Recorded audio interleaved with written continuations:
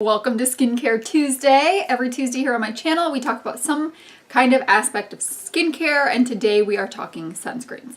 So this is going to be an interesting one because I am not bringing products to you that I have been using and loving.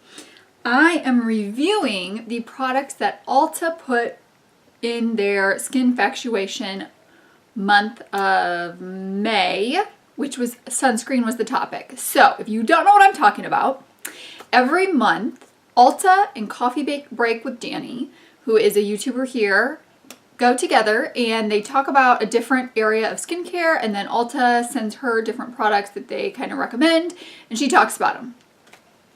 I love Ulta, you guys know that. I love Coffee Break with Dani. I've been watching her since I started watching YouTube videos. She is very authentic. She's a mom, so I really connect with her. Dani, if you're watching. What I notice is every month Ulta also has a free gift with purchase that ends up being that month's Skinfactuation. I didn't realize it until I was kind of looking at the sunscreen products and realized that those were the products. And I also got one month that was, they were oils was like the topic that month, and I have that one. So if you guys like this kind of series, then I can review the oil ones too. This month is, what is this month? Cleansers. So if they do the free gift with purchase that has the different cleansers that they've put out in the Skinfactuation event, then I will review those as well. I tried the 6 different sunscreens that they had in there, and I just wanted to bring them to you and tell you what I thought about them. Are they really the great sunscreens that they kind of said there were? So we had, I'm going to tell you what all of them were first, and then I'll tell you what I thought about them. So we had the Coola Mineral Sunscreen Matte Tint with SPF 30. We had the Clinique Smart Broad Spectrum SPF 15, the Badescu Oil-Free Moisturizer SPF 17, the CeraVe Moisturizing Lotion with SPF 30, the Roche-Posay with SPF 60, and the Shiseido Wet Force with SPF 50. Okay, so this one is, you get 2 ounces for $24. This one is actually 1 ounce was the sample size. So it says it's oil free. It was thick, but then it did kind of melt into the skin, and it was an okay moisturizer, which is all I would use it for. I would not use it as your SPF for the day because SPF 17 is not enough SPF for you to be wearing out in the day. So I would definitely top this with another sunscreen, and it is broad spectrum. So it's going to block both UVA and UVB rays.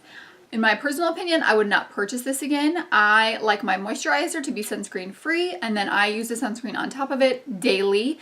But if you don't like using a sunscreen on top of your moisturizer under your foundation, which I do not suggest, then maybe this would be a good option for you. So at least you are getting some sunscreen in your skincare routine. I recommend SPF 50 though on a daily basis. Then next we have the Roche-Posay was the next one I tried. It was very lightweight, almost like a watery consistency, which I like a watery consistency in my sunscreen. It was a little greasy, but it pilled. As soon as I put it on, it just started like little white flakies started coming off. I would not buy that again. I love that it had SPF 60, UVB and UVA protection, water resistance for 50 minutes, fragrance and paraben free. 1.7 ounces is $19.99, and they're frequently buy one get one half price at Ulta. So if you want to pick that up, I would suggest using the buy one get one half price. This is on the side of the store where you can use a coupon. It's a French drugstore brand. I would not purchase it, however, though, because I don't want peeling sunscreen on my face and then I have to try to get it off to put my foundation on top of it. So that was a no-go for me. Then next I tried this Shiseido one. This was a SPF 50, so a great sunscreen. This is not your daily moisturizer. This is the sunscreen you would put on top of your daily moisturizer. And it was lightweight. It didn't leave a white cast. It wasn't greasy. It, of course, is the most expensive one. And it's water resistant. So let me see what the price is of. For 1.7 ounces, it's $22. And for 3.3 ounces, it is $40. So actually, I guess the 1.7 ounce, that's pretty in line with the price of the other ones that there were. But this was my favorite among all of them. And actually probably the only one that I would purchase out of all the ones that I tried. Then the next one I tried was the CeraVe one. This one has an SPF of 30, so this might be a good SPF if you're staying indoors.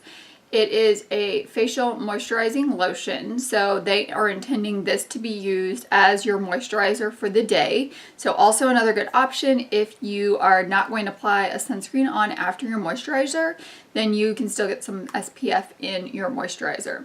However, it didn't pill when I put it on, but then when I applied my foundation pilled. And my foundation does not usually pill. So, but I would not purchase that one because I don't like pilling on my face. Then I've got the Clinique Smart Broad Spectrum SPF 15 and Custom Repair Moisturizer. So this is supposed to be just your daily moisturizer with your SPF of 15. This one had a really good texture. It was kind of thicker, but it was very easy to use. But you know how I feel about SPF 15. I don't think you should use it. I think you should use SPF of 50. If you're not though, maybe this is an option for you. 1.7 ounces, however, is $54, but it does have visibly smooths lines and wrinkles, brightens and strengthens skin moisture barrier. So it's meant to be both an anti-aging repair moisturizer that has some SPF in it. It's not meant to be your SPF for the day. So I did like that one. I just wouldn't repurchase it because of the price, because I think there's things I can find that are cheaper than that. The last one that they had was the Coola Mineral Sunscreen Matte Tint.